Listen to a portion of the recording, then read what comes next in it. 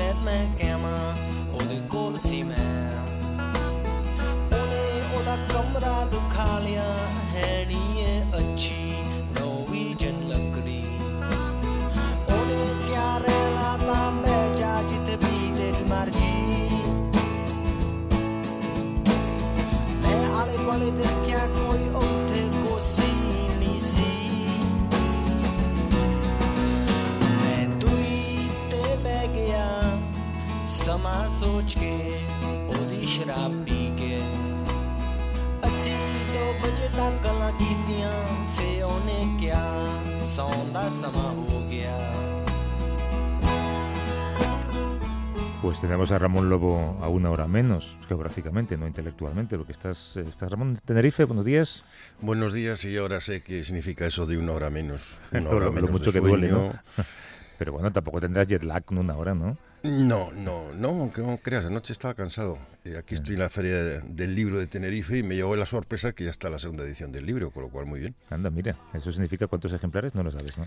Pues no lo puedo decir, es todo secreto de Estado. Vale. Pero bueno, No, pero bien, la primera edición era demasiado optimista, pero bueno, sobre mis ventas, quizás un poquito menos, y bueno, esta segunda no sé, que supongo será corta, y ya estamos acercándonos a mi techo. Entonces hay que romper ese techo con el próximo, entonces, ¿no? Bueno, eso siempre a ver si con este, ¿no? Un cheque mayor de derechos que creo que se pagan a primeros del año siguiente, pero que nadie piense que escribiendo libros alguien se hace rico en este país, ¿no? No, por desgracia no, pero bueno, lo importante es que te ordena, te diviertes, y comparto con estas giras, pues voy descubriendo lectores y gente que te va contando cosas y que me regala botellas de whisky. Eso está muy bien, y que puedes seguir escribiendo a partir de los 65 sin tener que dejar de cobrar tu pensión. Sí. A ver cómo queda esto, porque no está totalmente claro, ¿no? Tengo que hablar con Javier Reverte, que es el experto, como principal damnificado junto con Forges y otros muchos. Venga, vamos con lo nuestro. Vamos. I want you. Yeah, I want you. 'Cause nothing comes close.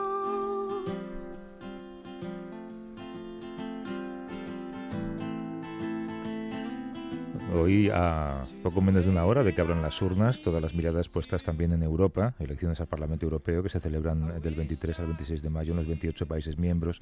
Los primeros en votar fueron Reino Unido y Países Bajos, acudieron a las urnas el jueves. Los últimos serán los italianos. Los colegios cierran hoy a las 11 de la noche. ¿Tú crees que Europa, Ramón, se ha desprendido por fin de ese temor a avanzar, que estamos en un momento, digamos, de orgullo europeísta?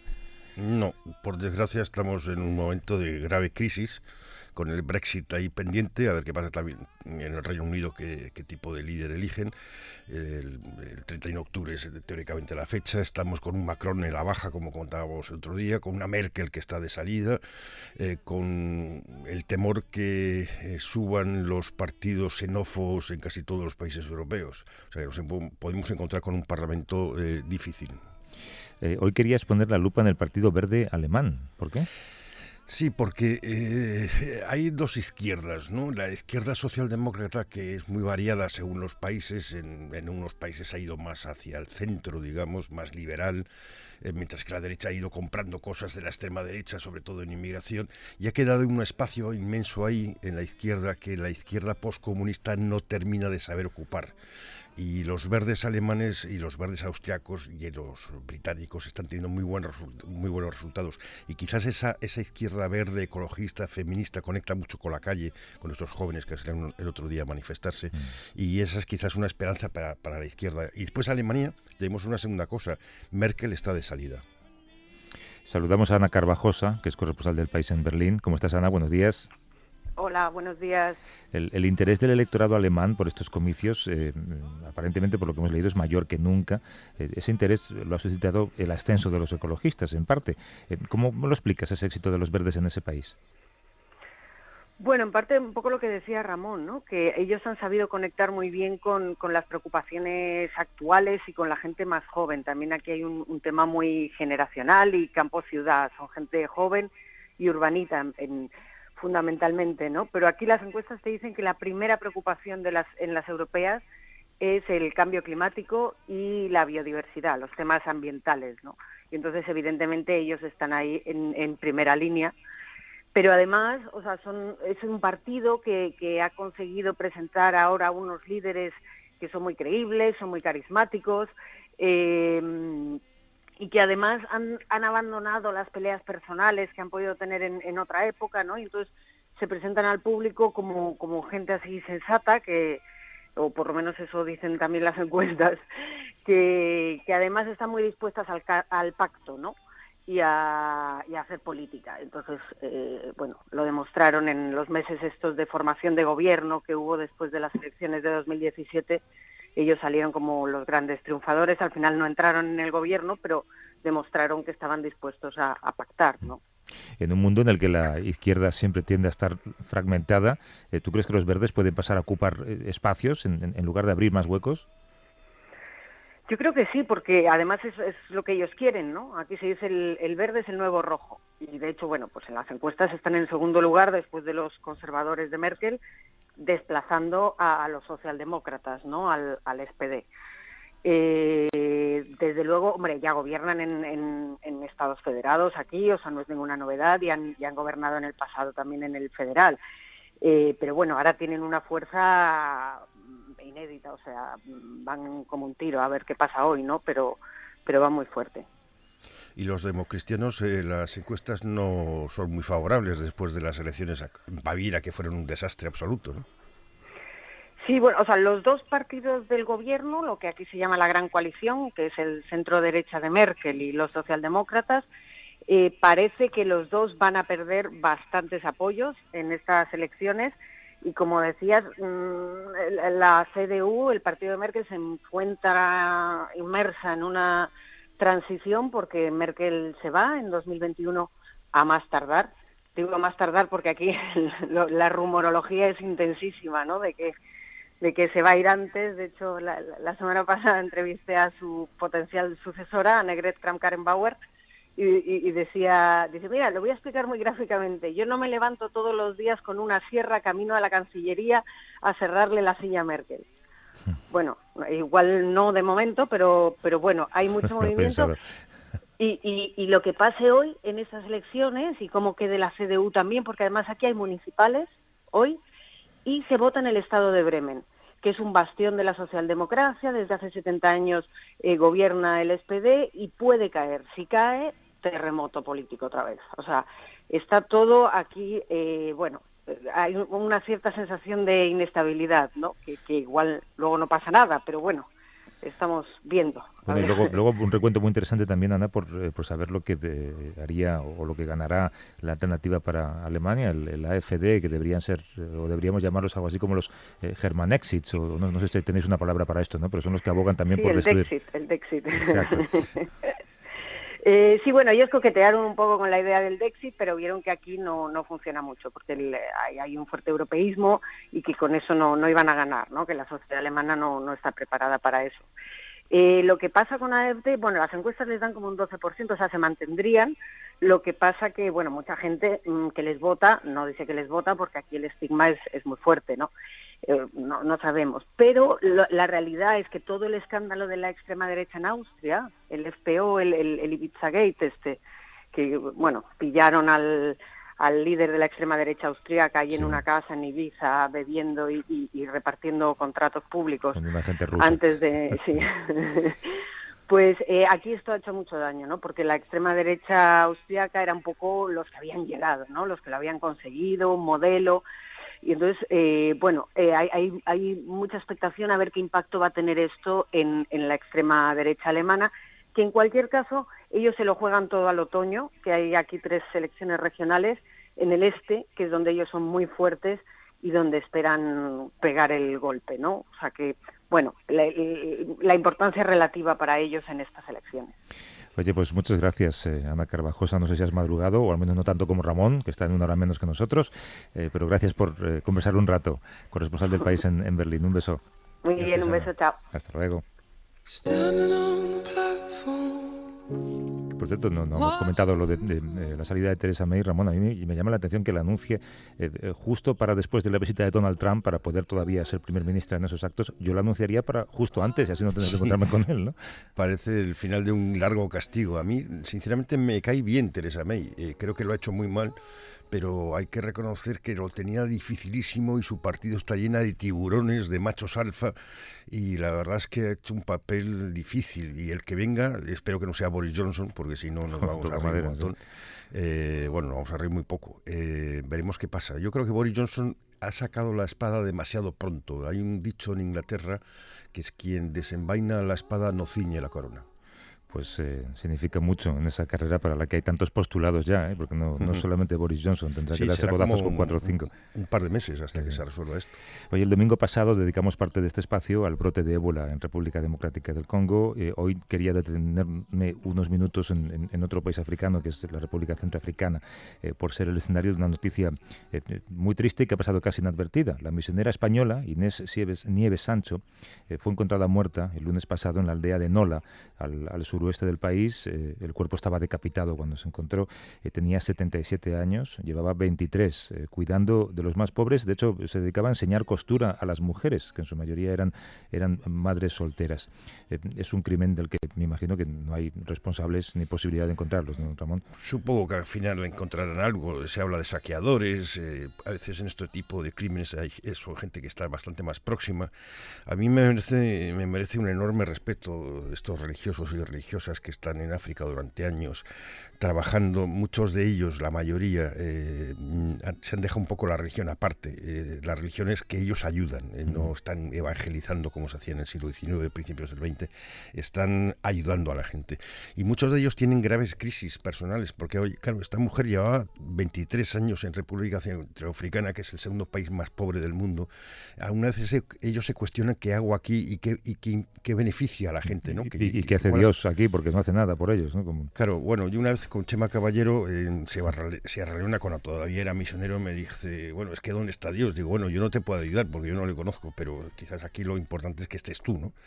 Y yo creo que hacen un trabajo excepcional, aunque no sea visible, pero hacen el hecho de estar ahí con la gente, ayudando, por ejemplo, a costura, sacando niños soldados de la guerrilla, que República Centroafricana es un país con un grave problema de niños soldados. República Centroafricana, tú decías el segundo país más pobre, el segundo país también más infeliz, según los índices de felicidad, y metido en una espiral de violencia que no tiene fin, ¿no? No, y un país muy rico, porque tiene oro, tiene agua, tiene madera, tiene diamantes, se supone que tiene bastante uranio. Ahí hay una gran presencia china, rusa, y es un país un poco sin esperanza, y es un país gigantesco, muy bonito, pero que ha estado dividido por luchas internas. Ha habido como 2 guerras civiles y no termina de solucionarse, no termina de sellarse la paz. Es muy difícil que haya paz donde hay pobreza extrema. Vamos a saludar a una persona que lo conoce muy bien, es Ferran Puig, es director de Oxfam en República Centroafricana. Nos atiende desde Bangui. ¿Cómo estás, Ferran? Buenos días. Hola, buenos días. El país, contábamos, está entre los más peligrosos también para los trabajadores humanitarios. Todas las ONGs habéis tenido problemas. Eso incluye de todo, ¿no? Tiroteos, robos, atracos, asesinatos.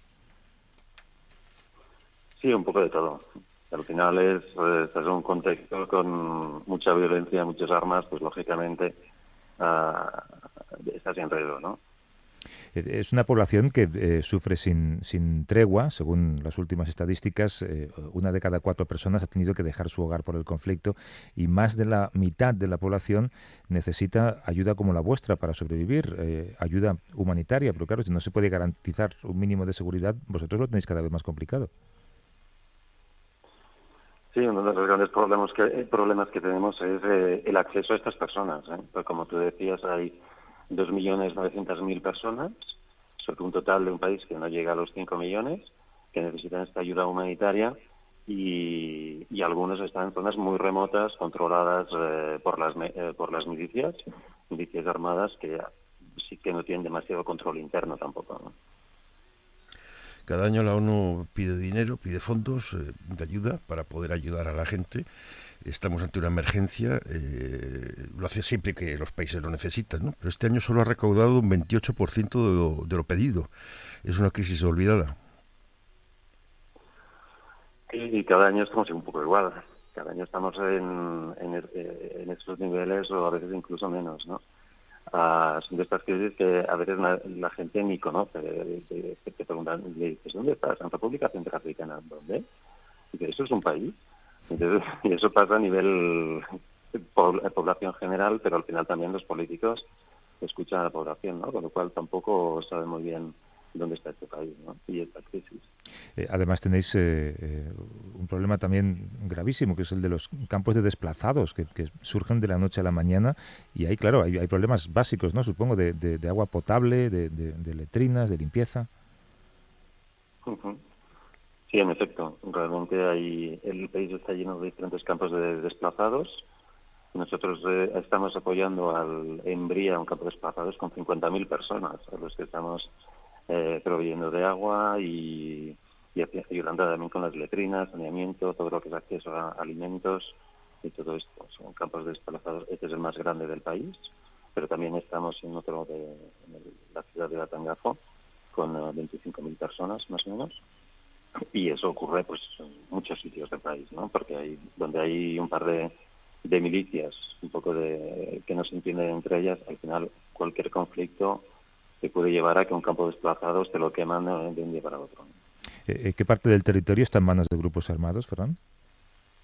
Pues aproximadamente entre un 70 y un 80%. O sea, realmente el control que tiene el gobierno, el control efectivo del territorio es muy, muy limitado.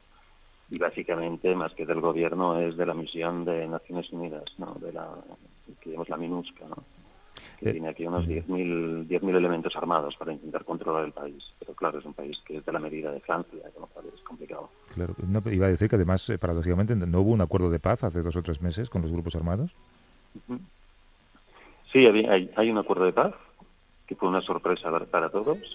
El acuerdo sigue en vigor, pero hay incidentes recurrentes, ¿no? Ahora, esta semana, en lo que es el noroeste del país, han matado a más de 45 personas en una lucha entre una milicia que atacaba a las poblaciones. O sea que realmente el conflicto, aunque haya un acuerdo de paz general, digamos, el conflicto se explota a nivel local, ¿no? Continuamente.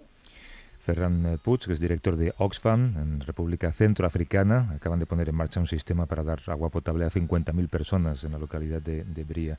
Gracias por atendernos. Mucha suerte con todo lo que hagáis. Muchas gracias a vosotros. Buen día.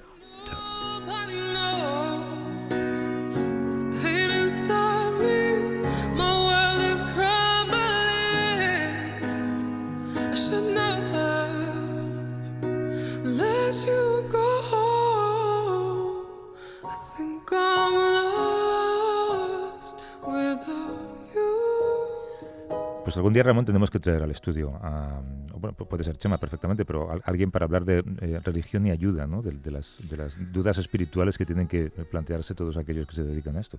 Es que es difícil, porque en el caso de las ONGs, que supongo que tendrán un problema parecido, aunque ellas hacen misiones mucho más cortas, es la sensación de que los estados han privatizado su responsabilidad. Es que esto es responsabilidad de los estados, no de las personas concretas. Las personas concretas podemos ir a ayudar, podemos ir a informar, pero los que cambian las cosas son los estados, y los estados se desentienden por completo. Aquí en este país hay una enorme responsabilidad de Francia.